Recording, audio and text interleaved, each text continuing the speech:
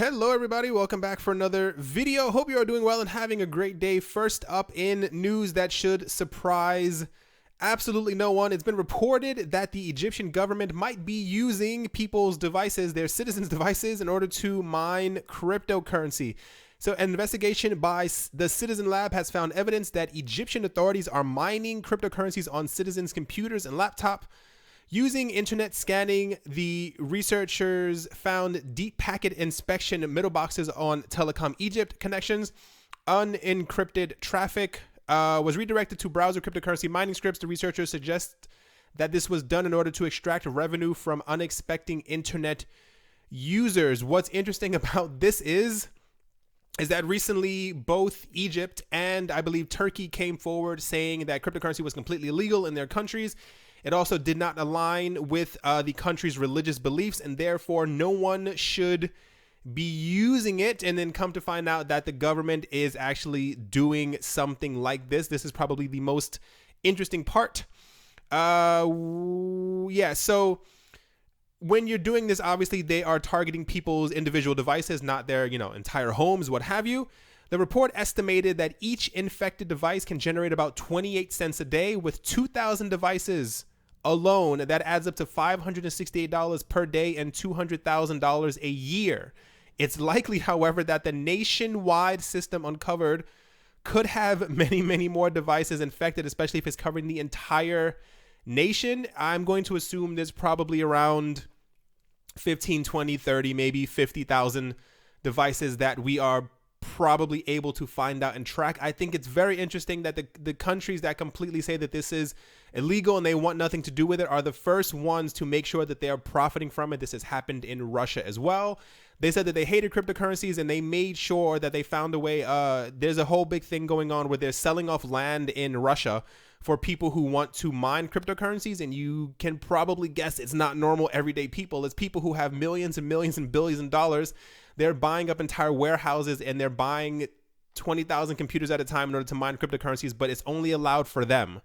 No one else, not normal people. So this is, remember we were talking about, not to spend too much time on this, but we were talking about banks eventually starting to buy cryptocurrencies. And this is exactly what's happening. They see what's coming. I don't know why they don't want their citizens to somehow get in on it as well, because it would only accelerate the market. But I guess countries are trying to make as much money as they can before everyone else does, so they are at the top of the list. But if you encourage your citizens to also do this as well, it would also propel the entire market forward and they would still be making money. But I guess everyone has their way of making money in their head, or how they want to do things. Anyway, next up, the PayPal CEO has recently come forward during there was a meeting at the Economic Club of New York in Manhattan, where he pretty much said that he does not believe that cryptocurrency is their main focus at this time, which is very weird because a couple of months ago they were saying how they wanted to kind of integrate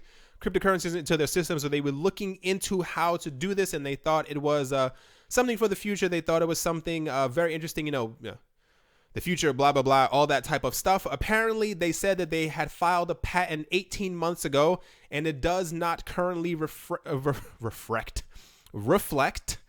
how the company currently feels. They went on to, of course, say that they believe that blockchain would be the thing that they're probably going to focus on, as every other company has said that. But we know deep down inside in our hearts, they're also collecting cryptocurrencies or are actively looking for a way in order to make their own cryptocurrency or try to integrate some of the other ones into their own systems.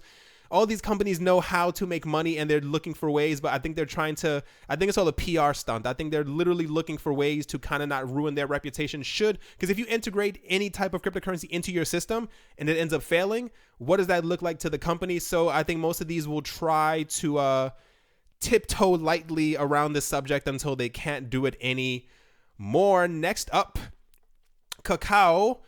They are literally one of the largest things in South Korea. I have a friend in South Korea. He says Kakao is everywhere.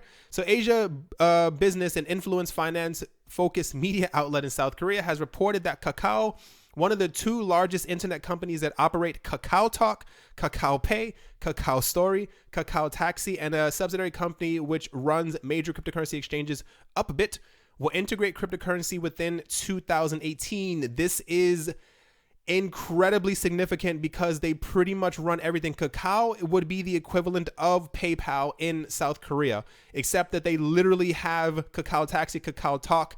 Like, they run all of these apps that nearly every single young person or even some older people are definitely using every single day. So when they allow these people to start paying and sending cryptocurrencies within these apps or paying for taxis within them, cryptocurrency is going to completely logically should explode within the country. And also we were going to see a very large amount of volume flowing through the market because of all of this.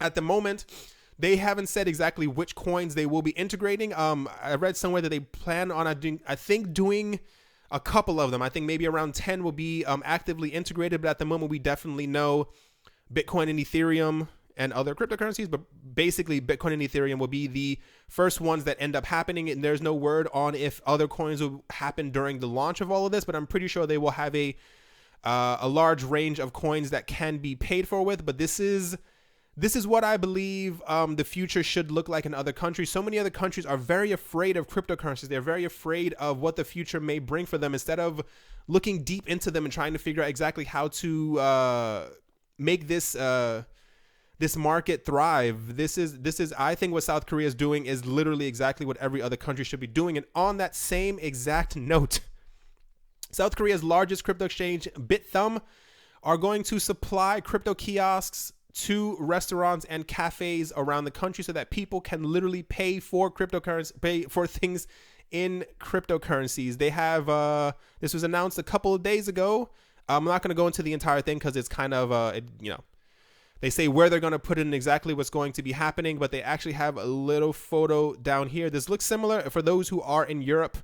Maybe this has happened also in other countries. I'm pretty sure it has. We have these in a lot of fast food places now. A lot of people were talking about raising the minimum wage and stuff like that. And then when things were actually raised, workers were pretty much fired. And we had these all over fast food restaurants, and these are what we kind of order from now. So these will all be be put into new restaurants and cafes and stores around the country in order so that people can pay for their food and other things in crypto.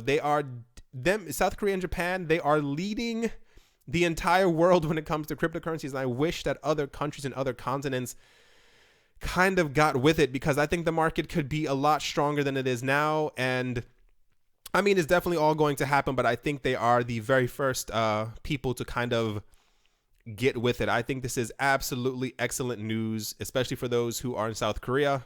If you're in South Korea, tell me exactly if you see any of this stuff popping up around your country, because I think it's very, very interesting. All right, everyone. That is going to do it for this video. As always, I hope you guys are having a great weekend. I hope you guys are enjoying. Hope you guys have great weather wherever you are, wherever you might be. And yeah, I will talk to you all soon. See you.